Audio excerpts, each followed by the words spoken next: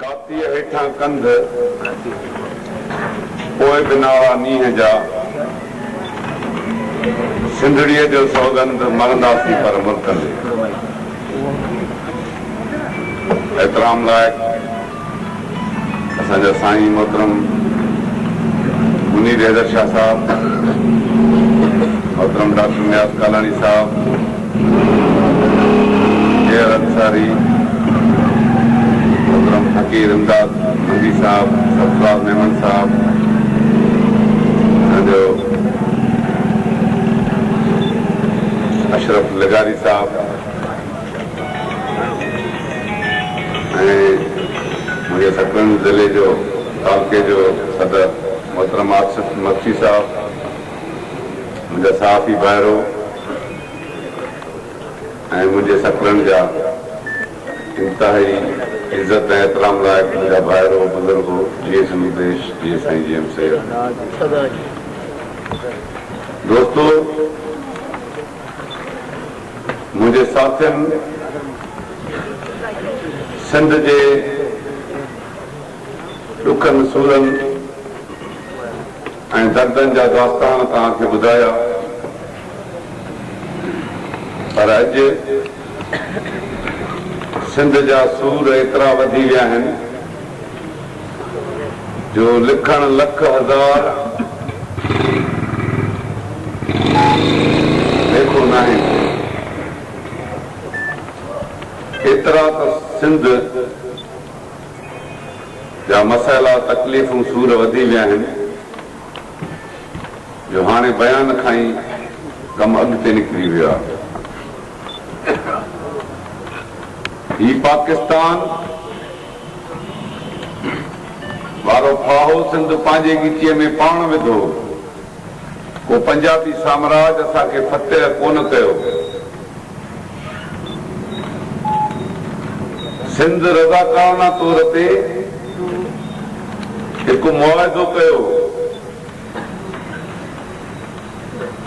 Doctor साहब नियाज़ कालानी तमामु बहितर वज़ाहत सां पेश कई त मुंहिंजे रहबर साईं जीएम सैयद वॾी ॾाहप सां 1943 में जेका करारदाद पास कराई हुई उन में सिंध ख़ुद मुख्तियार रियासत की सूरत में शामिल थी, पर 1946 में मोहम्मद अली जिन्ना अंग्रेज़नि ऐं ख़ुसूसन पंजाबियुनि जे दबाव ऐं प्रेशर जे हेठि अची हिंदुस्तान में वञी इहो ऐलान कयो त हीअ हाणे हिकु स्टेट हूंदी। त उन वक़्तु मुंहिंजो रहबर साईं जीएम सैयद मुस्लिम लीग खां धार थी वियो ऐं सिंध जी ख़ुशहाली, सिंध जी तरक़ी जे लाइ जदोजहद कई। पाकिस्तान ठहियो सभ खां पहिरियों 1948 में साईं जीएम सैयद खे पहिरियों दफ़ो गिरफ़्तार कयो ऐं ईअं सिंध जे बर्बादी जी शुरूआत थी। कॾहिं वॾी मयूं ॿोली ख़तमु कयूं, कराची असां खां खसे मर्कज़ जे हवाले कयूं। अॻे असांजो दोस्त हिकिड़ो हूंदो फौजंगी साहब, उहो हिकिड़ो बैत पढ़ंदो हो त पाकिस्तान का मतिलब क्या, फायूं फटका मार्शल। ताक़त जे ज़ोर ते, फौज जे ज़ोर ते असांजे मथां हुकुमरानी कंदा रहिया, पर जनाह वारो जेको पाकिस्तान हो 71 में टुटी वियो, छाकाणि त बंगाली तमामु वॾी अक्सरियत सां इलेक्शनूं खटी आया, पर इक़्तिदार उन्हनि जे हवाले करण जे बजाय 30 लख बंगालियुनि जो कोर्ट कयो। 2 लख औरतुनि जूं इज़तूं लुटियूं ऐं अञा बि पंजाबी फौज वटि 6 महीननि जो बारूद हुयो, पर जनरल अरोड़ा जे साम्हूं गोॾा खोड़े छॾियऊं ऐं गैरतमंद बंगालियुनि पंहिंजो वतन आज़ादु करायो। ऐं अॼु बंगाली असां खां 100 दफ़ा खुशहाल आहिनि शाहूकार आहिनि ऐं इज़त भरी ज़िंदगी गुज़ारनि पिया। बक़ाया जेको पाकिस्तान बचो उन में पंजाबियुनि वरी चालबाज़ी ऐं चालाकी सां ज़ुल्फ़कार अली भुट्टे जे कुल्हे ते बंदूक हलाए 73 जहिड़ो आइन ठारायूं, जंहिं आइन में सिंध जी हज़ारनि सालनि जे क़ौमी वजूद जो इनकार कयो वियो। न सिर्फ़ इहो पर जेके बि ज़मीन जा ज़ख़ीरा हुया उहे सभु वफ़ाक़ी मिल्कियत ॼणाए छॾियऊं ऐं उन ॾींहुं साईं जीएम सैद इहो महसूस करे वरितो त हाणे हिन पाकिस्तान में सिंध पंहिंजो तारीख़ी वजूद, पंहिंजो वतन, पंहिंजा वसीला, पंहिंजा पैदावारी ज़रिया, पंहिंजो क़ौमी तशख़ुस बचाए न सघंदी। ऐं 73 में साईं जीएम सैद आज़ाद सिंधु देश जो नारो हयो ऐं आख़िरी हिॾकी ताईं उन सिंधु देश जे आज़ादी वारे फ़िक्र ऐं नारे ते क़ाइमु रहियो। सैयद जे विछोड़े खां पोइ इहो चयो वियो त बाबा साईं जीएम सैद जी तहरीक हाणे ख़तम थी वई, पर सिंध सां साईं जीएम सैद अहिड़ो त इश्क कयो हो जो हुजनि त पाण ई सरापा सिंध थी वियो ऐं सिंध जे नौजवाननि खे, सिंध जे माण्हुनि खे जेका क़ौमी जज़्बो, क़ौमी गैरत ऐं सिंध सां मोहबत जी जेका सुती मुंहिंजो रहबर साईं जीएम सैद विझी वियो, उन इहो रंग लाथो जो कल्ह जॾहिं असां सैयद जो पैगाम खणी ॻोठनि में वेंदा हुआसीं, माण्हू चवंदा बाबा काफ़र आया अथव, मुल्क दुश्मन आया अथव, गद्दार आया अथव। पर अॼु सिंध जो हर गैरतमंद पुट, उहो चाहे हारी हुजे, चाहे मज़दूर हुजे, ज़मींदार हुजे, वापारी हुजे, दुकानदार हुजे, शागिर्द हुजे, मज़दूर हुजे, अॼु इहा शइ महसूस करे पियो त यार असां ग़ुलाम आहियूं। साईं जीएम सैद सच चवंदो, तॾहिं त जमात इस्लामी जो को मौलवी साहब स्टेज ते अचे थो त जीएसएन जी ॻाल्हि थो करे, जीएसएन जो नारो थो हाणे। अॼु पीपला बि पाण खे चवनि था असां क़ौम परस्त आहियूं, त असां चऊं था त इन क़ौम परस्ती जो बुनियाद विझंदड़ ऐं असांखे सिंधी क़ौम सॾाईंदड़ जो जेकॾहिं शरफ़ हासिल आहे त उहो साईं जीएम सैद खे आहे ऐं अॼु उहो साईं जीएम सैद जो फ़िक्र अॼु फतेह हासिल करे चुको आहे। अॼु सिंध जे जंहिं ॻोठ में वञूं पिया, हर माण्हू चाहे झूनो हुजे, नौजवान हुजे, पुराणो हुजे, ॿार हुजे, पर हर माण्हूअ जे ज़बान ते इहे लफ़्ज़ आहिनि त रत सिंध तुंहिंजे ख़ातिर जे फुड़ो फुड़ो थी वही वञे, तुंहिंजो बि कर्ज़ लही वञे, मुंहिंजो बि नसीब ठही वञे। लगातार 65 सालनि जे ज़ुल्मनि ज़ियादतनि अॼु सिंधी माण्हुनि जा दिमाग़ खोले विधा आहिनि त वाकई यार ही त असां वॾो कहर असां सां थियो आहे। अॼु सिंध जेका कुदरती वसीलनि ऐं पैदावारी ज़रियनि सां मालामाल आहे, जेका सिंध धरती जे सीने में कुदरत जा जेके खज़ाना दफ़न थियल आहिनि, ही ख़ुदा ताला जो असां ते ॾबल नाहे जो असां वटि बुख, बदहाली, बेरोज़गारी आहे, पर ही असांजे लातालिक ऐं लापरवाह जेको पंहिंजे सिंध खां लॻा वेठा आहियूं, इहे उन्हनि जो नतीजो आहे। त ख़ुदा त असांखे उहा सरज़मीन ॾिनी आहे जंहिंजे सीने में एतिरा त खज़ाना आहिनि जो असांजे तसवर में बि न आहिनि। डॉक्टर न्याज़ कालाणी अव्हां खे काफ़ी जॻहियुनि जा ॿुधाया, पर असांजे वारे जे भरिसां साईं यूरेनियम निकितो आहे जेको सोन खां बि वधीक महांगो आहे। वारे जे भरिसां कीर्तक जबल जे वक़्त में यूरिनम निकितो आहे, उते जो सरदार खान चांडियो आहे गैबी देरे जो इलाइक़ो छॾिबो आहे, पर उन खे बि उते वञण जी इजाज़त न आहे। असांजे बदीन मां 44 अरब रुपयनि जो सिर्फ़ तेल निकिरे थो साल में। 22 अरब रुपयनि जो तेल असांजे कंदे मोहम्मद खान मां निकिरे थो। 10 अरबनि जो तेल हैदराबाद मां निकिरे थो। ईअं तव्हांजी सिंध कुदरत सां मालामाल आहे। सिंध सिर्फ़ टैक्सनि जी सूरत में 950 अरब रुपया वफ़ाक़ खे ॾिए थी, पर बदिले में 100-125 अरब मस सिंध खे मिले थो।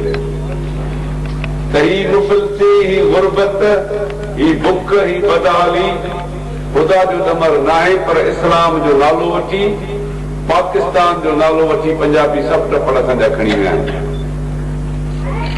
शहर असां खां खसे विया। अॼु पाकिस्तान ठहियो कल्ह त 3 लख माण्हू बि कराची में न रहंदा। अॼु हुते 2 करोड़ माण्हू था रहनि। अॼु चवनि था त बाबा हैदराबाद में तव्हांजी न आहे। अॼु मीरपुर ख़ास ते हुनजो कब्ज़ो आहे। ठंडो लहर वटि आहे। नवाब शाह जी ॻाल्हि पिया कनि, सखर जी ॻाल्हि पिया कनि। ईअं ॼण असांजी सिंध ईअं पियो महसूस थिए त मिड़िया मशहज़ार भंगा थींदी सुहिणी। तव्हांजी सुहिणी सिंध खे हिसनि, दॿनि, टुकरनि में विरहण जूं बि ॻाल्हियूं थियनि पियूं। ऐं अफ़सोस वधीक इहो आहे त जिन माण्हुनि खे वोट ॾेई तव्हां इक़्तिदार जे ऐवाननि ते पहुचायो आहे, अॼु उहे सिंध विकण जे लाइ तयारु बीठा आहिनि। अॼु उहे सिंध माउ खे तक़सीम करण जहिड़े गुनाह में शरीक थिया। कल्ह मुफ़ाहिमत जे नाले में कराची, हैदराबाद पंहिंजे इत्तेहादियुनि जे हवाले करे छॾियो, इंतिज़ामी हवाले सां सिंध सां धार कयूं। ज़ुल्फ़िकाराबाद जे नाले में लखे एकड़ ज़मीन सिंध जी सॼी साहिली पटी, जंहिंजो डॉक्टर ॿुधायो, डॉक्टर घणा 150 किलोमीटर 150 माइल माना 200 किलोमीटर सॼी साहिली पटी कराची खां वठी बदीन ताईं सॼी ज़ुल्फ़िकाराबाद जे नाले में लखे एकड़ माण्हुनि जी मोरूसी ज़मीन मिल्कियत जेका अंग्रेज़नि ऐं मीरनि जे दौर जा खाता हुया, उहे खाता कैंसिल कयूं। खटे दिल्ली जे 4 तालुकनि जा जाती, घोड़ाबारी, केटी बंदर, खारोशान, सॼो इलाइक़ो ज़ुल्फ़िकाराबाद जे नाले सां लखे एकड़ माण्हुनि जूं ज़मीनूं कैंसिल करे ऐं ज़ुल्फ़िकाराबाद जी तयारी पिया कराइनि।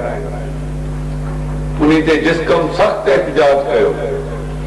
रोड बंदि कयासीं, रस्ता बंदि कयासीं, धरणा हणी वेही रहियासीं। पोइ मत वॾे सख़्तु एहतिजाज खां पोइ क़ाइम अली शाह नोटिफिकेशन कढी 1,29,000 एकड़ माण्हुनि जी मोरूसी मिल्कियत जेका आहे असां उहा बहाल कयूं। अञा उन रिथा तां अमल हिननि हथ न खयो आहे। त अहिड़ी तरह सां पीपल्स पार्टी जेका सिंध सां दगा पई करे, धोखो पई करे, सिंधी माण्हू जिन खे वोट पिया ॾियनि,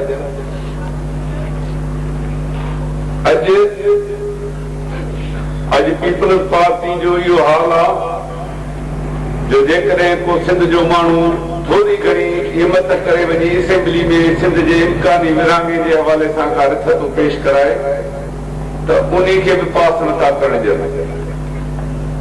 उन करे असां चऊं था त पीपल्स पार्टी हुजे, मुस्लिम लीग हुजे या जेके बि वफ़ाक़ी पार्टियूं आहिनि, उन्हनि मां सिंध जी बहितरी जी उमेद रखण ईअं त जीअं चवंदा आहिनि माण्हू न खदड़े खां ॿार पए। ही सिंध सां वफ़ा न कंदा कॾहिं, छो त इक़्तिदार पंजाब जे कब्ज़े में आहे। असां भली सिंधी बलोच पख्तून पाण में गॾिजी वञूं बि पंजाब जी अक्सरियत जो मुक़ाबिलो नथा करे सघूं। तंहिंजे करे मुंहिंजा भाइरो, हिन पाकिस्तान जे अंदरि सिंधी क़ौम जो मुस्तक़बिल सलामत नाहे। ही इस्लाम जो नालो वठी तव्हां को धरती खसनि पिया। ॿिए तरफ़ जेके धारियुनि जा तूफ़ान था सिंध में अचनि, इहे असांखे गरक करे छॾींदा। 5 करोड़ चवनि था सिंध जी आबादी आहे, 3 करोड़ सिंधी असां मस थींदासीं, 2 करोड़ धारिया थी विया अथव। ऐं इहो सिलसिलो जे अच वञ जो जारी थो रहे त पोइ यकीन ॼाणो हिकिड़ो ॾींहुं अहिड़ो ईंदो त असां अकिलत में तब्दील थी वेंदासीं। असां पंहिंजी धरती ते जेका इनाम नियामत जमहूरियत आहे, इन जमहूरी तरीक़े सां ई लंगड़ा जेके असां असेंबली में मेंबर चूंडे था मोकिलियूं, इहे बि न मोकिले सघंदासीं। उहे सिंध में ॻाल्हाइनि कोन था। सिंध जो आवाज़ तव्हांखे असेंबली में गूंजंदे नज़र न ईंदो जो सिंध सां जेका ज्यादती थिए, या मथियूं असेंबलियूं आहिनि उते बि सिंध जो आवाज़ तव्हांखे नज़र न ईंदो। असां हिकु दफ़े साईं गेम छेद वटि वेठा हुआसीं त साईं कचहरीअ में हिकिड़ो मिसाल ॾिनो। चई बाबा हिकिड़ो बकरार हुयो, पोइ सुबुह जो उथियो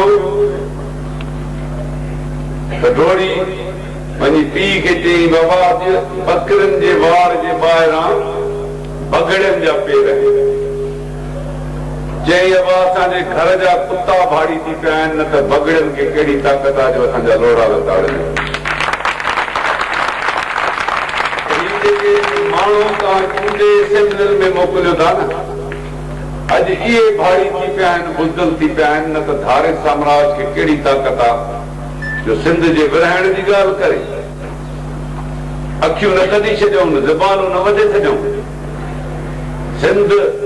सिंध उहा धरती आहे जो जॾहिं दुनिया उघाड़ी घुमंदी हुई, रहण करण जी तमीज़ जिन वटि न हुई, जिन खे खाइण पीअण पहिरण जी तमीज़ न हुई, गारनि में रहंदा, त अॼु खां 7000 साल अॻु मुअन जो दड़ो ॿुधाए थो त सिंधी माण्हू आलीशान घरनि में रहंदा। उन वक़्त में ड्रेनेज सिस्टम, पुछादा अंगण, वेकरियूं घिटियूं हूंदियूं। एॾी महज़ब ऐं तारीख़ी धरती अॼु उन्हनि माण्हुनि जी गुलाम आहे जिन जी का तारीख़ न आहे। न मुस्लमान ई अथव। हिननि ॿी महावारी लड़ाई में अंग्रेज़नि जे 15 रुपयनि जे पगार ते वञी काबतुल्लाह में गोलियूं हलायूं। जॾहिं उन जी लाश हिते खॼी आया त मौलाना मोहम्मद सादिक खॾे वारो लियारी जो हुयो, हिते वॾो मदरसो आहे। उन मौलाना ने विया, चई साईं जी जनाज़े नमाज़ पढ़ायो। चई बाबा ही त हिन काबतुल्लाह ख़ुदा जे घर में वञी हिननि गोलियूं हलायूं आहिनि, हिननि जी जनाज़े नमाज़ जाइज़ ई न आहे। त मौलाना मोहम्मद सादिक खे 3 साल सज़ा ॾेई सेंट्रल जेल कराची में मोकिले छॾियऊं। ही न मुस्लमान आहिनि, न इंसान आहिनि, न ई हिननि मूं का बहितरी ऐं चङाईअ जी उमेद रखी सघूं था। ही नवाब नौरेज़ खान जेको अयूब जे दौर में विड़े पियो, उन जे क़ुर पाक खणी विया जबलनि ते त बाबा ख़ुदा जे वास्ते हेठि लहो त ॻाल्हियूं करे मसइले खे ठाहियूं था। उहो हिननि जे ॻाल्हियुनि में अची हेठि लही आयो। उन ते बग़ावत जो मुक़दमो हैदराबाद में हलायूं। उनजे 7 पुटनि खे फांसी ॾिनऊं ऐं पाण वीचारो एॾो झूर हुयो जो उते जेल में ई गुज़ारे वियो। त ही न एतबार जे लाइक़ आहिनि, न मुस्लमान आहिनि। हिननि इहो तय करे छॾियो आहे त सिंधी माण्हू न खपनि, सिंध जी ज़मीन खपे, छो त उहा दौलत सां मालामाल आहे। बलोचिस्तान जा माण्हू उन्हनि खे न खपनि, पर बलोचिस्तान जी ज़मीन खपे, छाकाणि त उते वसीला आहिनि। पाकिस्तान सिंध जे दौलत ते जीए थो पियो, पंजाबी सिंध जे दौलत ते पलिजे पियो। असां सिर्फ़ टैक्सनि जी सूरत में 900 अरब रुपया ॾियूं था, पर 125 अरब मुश्किल सां ॾींदा आहिनि सिंध खे। त मुंहिंजा भाइरो, ही सिंध एतिरी खुशहाल अथव जो असांजे तसवर खां बि वधीक आहे। असांजो थर में एतिरो कोयलो आहे जो सऊदी अरबिया ऐं ईरान जो तेल हिकिड़े पासे, थर जो कोयलो ॿिए पासे। ऐं सिंध जेकॾहिं हिन मां बिजली पैदा करे त पूरी ॾखिण एशिया खे सिंध बिजली ॾेई सघे थी। उहा 100 या 200 साल जे लाइ न, पर 1000 साल ताईं सिंध पूरी ॾखिण एशिया खे बिजली ॾेई सघे थी। एतिरो थर जो कोयलो आहे, पर असांजो अख़्तियार कोन्हे। उते हाणे मुलाज़िम रखिया अथऊं, नौकरी ॿिए ॾिनियूं अथऊं, सिंध जे माण्हुनि खे न ॾिनियूं अथऊं। मस उतां जे अरबाबनि हिमत करे अॼु खां लॉन्ग मार्च शुरू कयो आहे। बाबा, थर जो कोयलो असांजी मिल्कियत आहे, असांजी ज़मीन आहे, असांजी धरती आहे। ख़ुदा हिमत ॾींदनि, असांजूं दुआऊं बि गॾु अथनि, असां पाण बि गॾु आहियूं। छो त सिंध जे लाइ जेको बि माण्हू विढ़े थो, जदोजहद करे थो, असां हुनजा हिमायत कयूं। छो त असांजे क़ौमनि जी सरज़मीन सिंध आहे, असांजी मोहबत जो मरकज़ सिर्फ़ सिंध आहे। ऐं सिंध जो वजूद अॼु ख़तरे में आहे। अॼु जंग सिंध जे मथां मुसलत थी चुकी आहे, उहा सिंधी माण्हुनि खे हाणे विढ़णी पवंदी। हाणे मार्च करे वेहण सां सिंध न बचाए सघंदासीं, या ॻाल्हि करण सां या ओताक में वेही चवंदासीं बाबा ज़ुल्मात, कुझु न थींदो। हाणे मैदान में निकिरी अची वॾे वाक़े उन्हनि खे चइबो त जाॻिया आहियूं, जाॻिया आहियूं, तव्हां चोर चोर जा पुट आहियो, असां भाॻिया आहियूं। असां त हज़ारनि सालनि खां वठी हिन सरज़मीन जा मालिक रहिया आहियूं। दुनिया में वॾे में वॾियूं 3 तहज़ीबूं आहिनि, हिकु मिस्र, ॿियो इराक, टियों सिंध। सिंध मिड़ंगी इन्हनि ॿिन्ही तहज़ीबुनि खां इंतहाई सुधरियल ऐं शाहूकार थी रही आहे। ऐं इहो ई सबबु रहियो जो कॾहिं हिते तुर्खान काए आया, कॾहिं अंग्रेज आया, कॾहिं अरबून आया, कॾहिं मुग़ल साम्राज आयो, कॾहिं हिते ईरानी आया, कॾहिं अरब आया। पर अॼु तव्हांखे उन्हनि जो बुण बुनियाद सिंध में नज़र न ईंदो। तव्हां वञी ॾिसो, मकलिया कब्रस्तान भरिया पिया हूंदा, हिते क़बरूं उन्हनि जूं ज़रूर हूंदियूं, पर उन्हनि जो तव्हांखे नसल न मिलंदो। इहा सिंध जे माण्हुनि, छो त सिंधी माण्हुनि मज़ाहिमत कई आहे।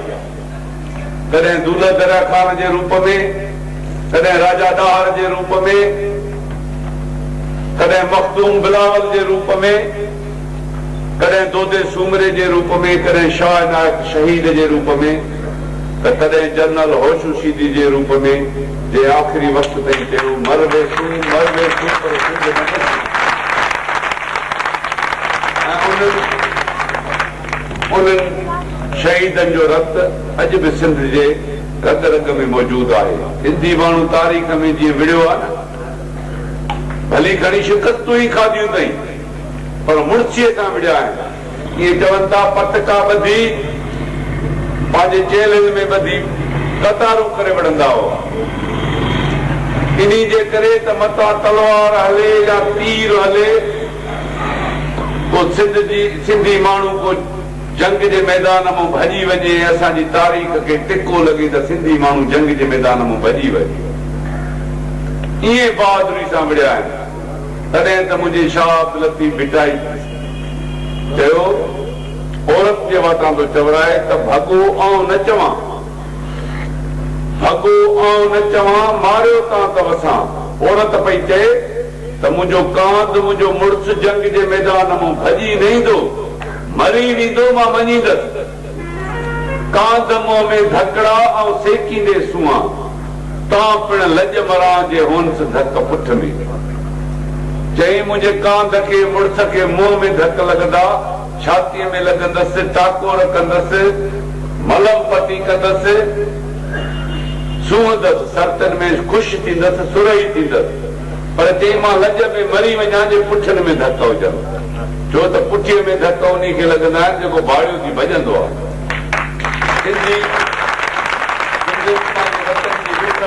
हिफ़ाज़त कई आहे ऐं अॼु बि अहिड़ो ॾुखियो वक़्तु अची वियो आहे।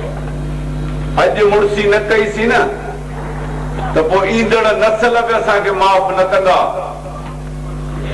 ही अॼु शहर न आहिनि असां वटि। अॼु इएं सिंध जूं सरहदूं खुलियूं पयूं आहिनि। ॼण सिंध बैन अल-अक़वामी यतीम खानो आहे। सॼी दुनिया जा 27-28 मुल्कनि जा माण्हू लखनि जे तइदाद में हिते अची विया आहिनि ऐं इहा आमादगाह इएं जारी रही त पोइ असां 20-25 सालनि में असां ॻोल्हिया बि न लभंदासीं। सिर्फ़ 2 रस्ता बचिया आहिनि, या त हमेशह जे लाइ पंहिंजा गुलाम बणिजी उन्हनि जा बूट सफ़ा कयूं, नौकर थी गुज़ारियूं, या गैरतमंद क़ौमुनि वांगुरु कंध मथे करे वतन जी हिफ़ाज़त जे लाइ जदोजहद जे मैदान में ऐं उन जदोजहद जो रस्तो असां सिंगारियूं पिया। लखे सिंध जा पुट कराची में गॾु पिया कयूं, दर दर वञूं पिया, ॻोठ ॻोठ वाण वस्ती वञूं पिया, हर शहर में हर बाज़ार में वञूं पिया। ऐं अॼु तव्हांजे हिन सकरनि शहर में आया आहियूं। तव्हां सिंध जे आशिक़नि वटि, सिंध धरती जे वारसनि ऐं गैरतमंद माण्हुनि वटि ऐं जंहिं मोहबत ऐं प्यार सां तव्हां यको वेही ॿुधो आहे ऐं असांजियूं आजियां कयूं आहिनि, असां तव्हांखे यकीन था ॾियारियूं त असीं सिंध माउ जा पुट आहियूं ऐं सिंध वतन ख़ातिर पंहिंजा कंध कपाईंदासीं, पंहिंजा सिर कुर्बान कंदासीं, पर सिंध वठंदासीं, सिंध आज़ाद कराईंदासीं। इहो असांजो वचन आहे। उन करे मुंहिंजा भाइरो, असां चऊं था जेकॾहिं अॼु सिंधी माण्हू तव्हां पंहिंजे क़ीमती वक़्त मूं जेकॾहिं हिकिड़ो ॾींहुं सिंध जे लाइ कढंदो, यकीन ॼाणो उहो ॾींहुं सिंध जी क़िस्मत बदिलाए छॾींदो। उहो ॾींहुं सिंध जे दुश्मननि जा हाव ॾारे छॾींदो, उन्हनि जा मुंहं कारा थी वेंदा त अॼु धरती जा धड़ी जागी पिया आहिनि। ॿियो को रस्तो न आहे। इन करे जो ॿी का वाट बची न आहे। न जमहूरियत असांखे कुझु ॾींदी, न हाणे 40 जी करारदाद खपे, न ख़ुदि मुख्तियारी खपे। सिंध हाणे आज़ाद थी खपे, छो त आज़ादी खां सवाइ ॿियो को घस कोन्हे को। अॼु गैरतमंद बलोच पंहिंजे वतन जे आज़ादी जे लाइ विढ़नि पिया। उन्हनि जा मासूम ॿार बि मारनि पिया, बम पिया वसाइनि उन्हनि ते, औरतुनि खे शहीद पिया कनि, पर पंहिंजे वतन जी आज़ादी जे लाइ जंग उन्हनि जी जारी आहे। असां चऊं था बलोच पंहिंजे हक़ ते आहिनि। बलोचिस्तान जी धरती बलोचनि जी मिल्कियत आहे, उन्हनि खे मिलणु खपे। असां उनजी जदोजहद जी हिमायत कयूं था, पर असांजो वतन बि गुलाम आहे। असांखे सिंध धरती जी मोहबत करण जे दौर में मुंहिंजे रहबर साईं जीएम सैद खे 32 साल क़ैद विधऊं। असांजा सवे साथी डोड़ी फाटक खां वठी हिन वक़्त ताईं सभिनि जे तइदाद में असांजा कारकुन शहीद कया अथऊं। एजेंसियूं उन्हनि खे अगवा करे वञनि थियूं, टार्चर थियूं कनि, असांजे नौजवाननि खे मारे उन्हनि खे बाहियूं ॾिनियूं थियूं वञनि। टार्चर सेल में सालनि जा साल असांजा दोस्त रहनि था। अञा ताईं सिंध जा केतिरा नौजवान गुम आहिनि। ॾोह इहो आहे त असीं सिंध सां मोहबत था कयूं। पोइ असां ॿुधायूं था जेकॾहिं धरती माउ जी सां मोहबत करणु ॾोह आहे त पोइ इहो ॾोह 1000 न लख न पर करोड़ दफ़ा कंदासीं, छाकाणि त सिंध असांजी मिल्कियत आहे, सिंध असांजी माउ आहे, सिंध असांजो तारीख़ी वतन आहे। उन धरतीअ ख़ातिर ही हिकु सिर छा पर 1000 सिर हूंदा बि क़ुर्बान कंदासीं। लतीफ़ साईं जे इन बेत ॼां त ही सिर हिकिड़ो आशींदे पुनल खे लॼ मरां, जे हुजनि सिर घणा त वारे वारे वॼां। सिंध माउ जे मथां लख सिर क़ुर्बान कयासीं त थोरो सस्तो आहे। साईं जीएम सैद खां पुछंदा हुआसीं, साईं असांजी सिंध भला कॾहिं आज़ाद थींदी? साईं चवंदो हुनजो इरादो ॾिसो तंहिं जे क़याम मिलनि त बि वेझा भांज सुपरी चई जेकॾहिं कंहिं क़यामत में अची चयो त जीएम साहिब तुंहिंजी सिंध आज़ाद थी वई मां चवंदुमि तमामु वेझो सफ़र हुयो छो त हीअ असांजी जनमनि जी जदोजहद आहे सिंधी माण्हू हज़ारे सालनि खां विढ़ंदो पियो अचे छो त सिंध ख़ुशहाल शाहूकार ऐं मालामाल धरती रही आहे दौलतमंद धरती रही आहे कॾहिं हर गासिब लुटेरे जूं निगाहूं असांजे धरती ते खुटल आहिनि त हिन वक़्तु कंहिं शाइर जियां त सिंधड़ीअ सॾु कयो मूंखे अॼु मरण जो मतां वेही माठ करे चरिया करे चयो हीउ जे वक़्तु वियो त सतई न सुर सूर में विञाईसीं चवंदा न आहिनि बाबा हिमत मर्दा मदद ख़ुदा ख़ुदा असांजी मदद कंदो असां हक़ ते आहियूं असां ना हक़ ते न आहियूं ही मज़हब खे इस्तेमाल पिया कनि मज़हब जो नालो पिया वठनि मज़हब जो नालो वठी असांजी धरती फुरनि पिया पर मां चवां थो त सभ खां वधीक मुस्लमान सिंधी आहिनि अॼु ॾींहं ताईं तव्हां को दहशतगर्द सिंधी आलम जा मुल्लो न ॾिठो हूंदो सभिनी जा हेडक्वार्टर पंजाब में सरगोदा में आहिनि सभिनी जूं जेके बि जमायत मज़हबी दावा उहे पिया कनि ऐं अॼु पाकिस्तान ॼण मज़हबी इंता पसंदी जो गढ़ ऐं दहशतगर्दी जी नर्सरी तौर कतब पियो अचे सॼी दुनिया ॼाणे थी बेगुनाह माण्हू पिया मारनि मज़हब जे नाले में रोज़ पिया कतल थियनि उन करे असां सिंधी त अमन मोहबत ऐं प्यार वारी धरती जा माण्हू आहियूं तारीख़ तव्हांखे कॾहिं बि न ॿुधाईंदी त सिंध भली आज़ाद ऐं ख़ुदि मुख़्तियार हैसियत में रही हुजे मुल्क जी हैसियत में रही हुजे सिंध कॾहिं कंहिं उथी पाड़ेसीअ ते हमलो न कयो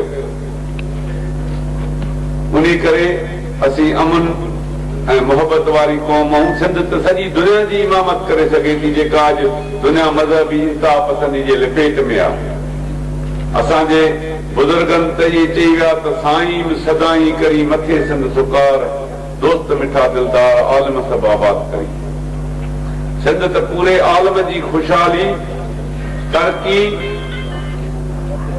जी ॻाल्हि कई आहे उन करे ही दुनिया जे अंदरि सिंध हिकिड़ो ख़ासि पैगाम रखे थी साईं जीएम साहिब असांखे चवंदो त बाबा सिंधू देश जो असांजो मक़सदु आहे पर असांजो हक़ीक़ी मशीन जेको आहे उहो बैन अक़वामी पैगाम आहे अमन जो मोहबत जो तरक़ी जो ऐं दुनिया जे अमन जो उहो सिंध पैगाम रखे थी जेको सूफ़िन सिंध जे ॾिनो आहे उन करे सिंध जा वारसो सिंध उहा सभागी ऐं ख़ुशहाल सिंध आहे जेका असांजी इज़त बि आहे जेका असांजी शान बि आहे असांजो मान बि आहे असांजी गैरत बि आहे हुन सिंध माउ जे आज़ादी ख़ातिर असां कराची जे अंदरि मैदान सींगारियूं पिया ऐं सिंध जे आशिकनि खे कोठ ॼण निकिता आहियूं अॼु ही क़ौमी कारकुननि जो काफ़िलो अवां वटि लंघी आयो आहे त बाबा वोट त असां तव्हां खां वठण न आया आहियूं